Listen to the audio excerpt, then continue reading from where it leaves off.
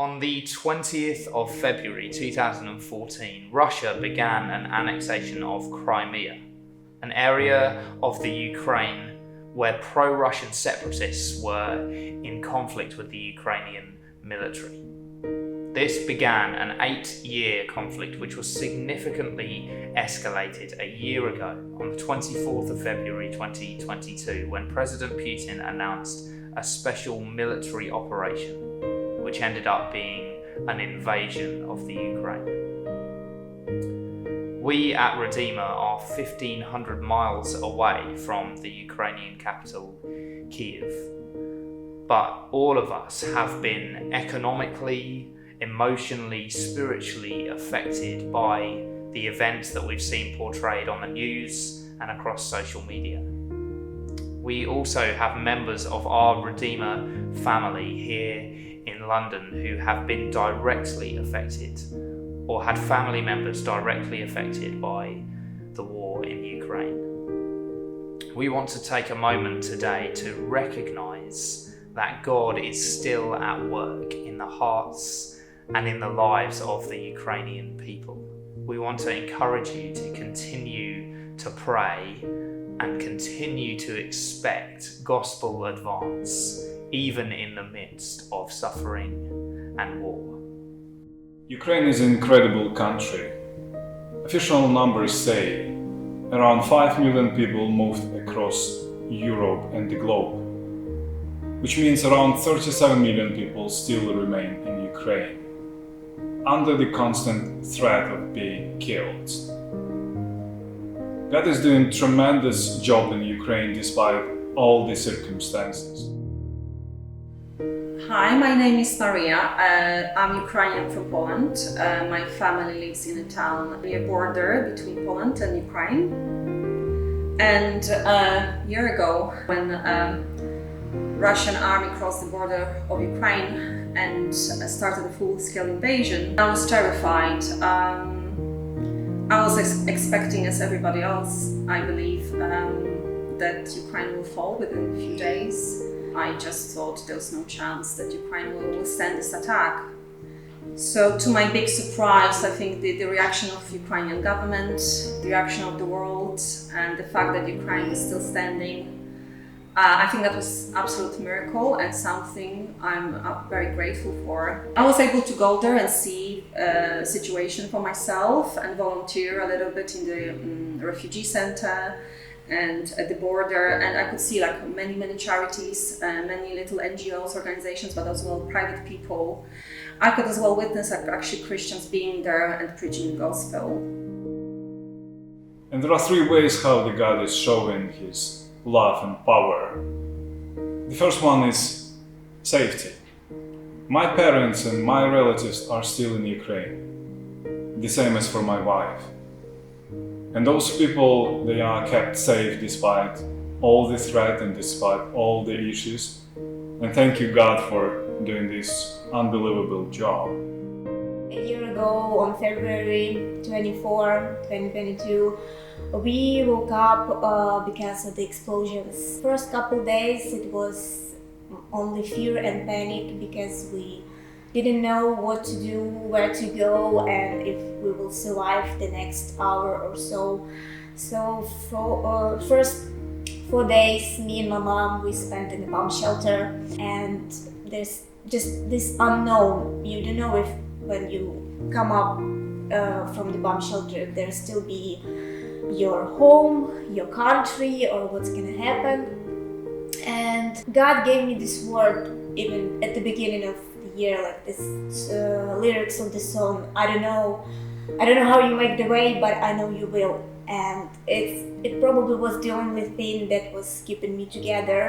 And every time when I thought like give up and I was thinking like oh, this is the end, my life ended and nothing gonna happen, I heard this song in my head, I don't know how you make the way, but I know you will. And God did.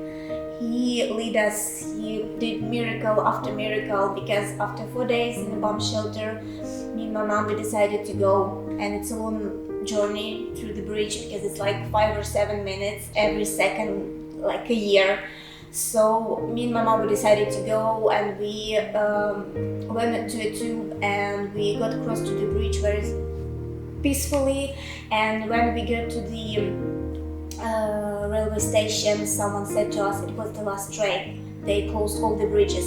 So if like a minute later we would go, there would be no trains, and we probably would stay in Kyiv. And we got safely and peacefully to town to our relatives, and for a couple of weeks there everything was fine.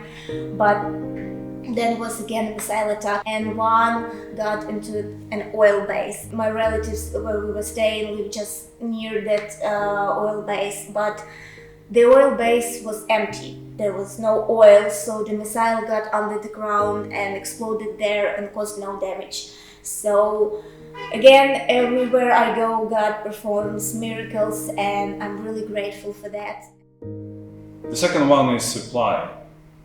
A lot of people struggle now in Ukraine because of the power outage and all the service disruptions. Issues with water supply, electricity, those are in danger these days. And God is doing an amazing job in restoring those services fairly quickly, so people do not struggle a lot about those ones.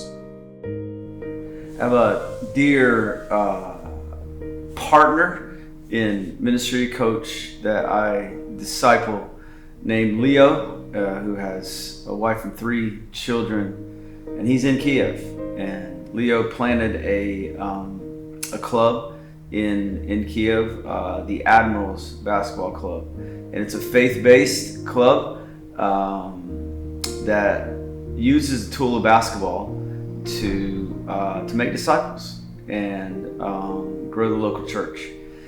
There are 100 kids there. Once a week, there is an ongoing Bible study with those that are interested, and that has continued through the war. There are generators that are set up in the sports hall that they train in, and at any moment, something can happen, can knock out the electricity, and they have generators where they continue to play and serve and coach and disciple kids.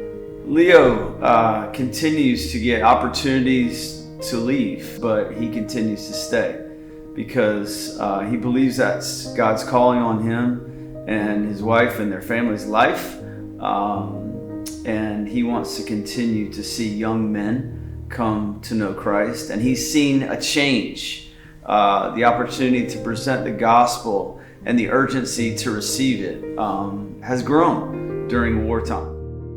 But another way how God is showing His love is basically helping to keep the emotional and spiritual well-being of people stable. Despite all the challenges, people are remaining stable and emotionally safe.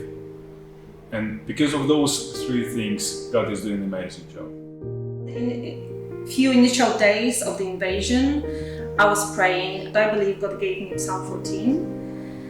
Do all these evildoers know nothing? They devour my people as though eating bread. They never call on the Lord. But there they are, overwhelmed with dread, for God is present in the company of the righteous. You evildoers frustrate the plans of the poor, but the Lord is their refuge. Oh, that salvation for Israel would come out of Zion. When the Lord restores His people, let Jacob rejoice and Israel be glad. I would just ask you to pray with me and us who support Leo and his family, that God would continue to use this trial and this family to see disciples made and the local church to grow and flourish even in wartime. Everybody start comparing Ukraine to David and Goliath, and I believe that God gave Ukraine power. There's a lot of Christians in Ukraine, and God is with us, and God will save Ukraine. And I just ask you to support us in prayer.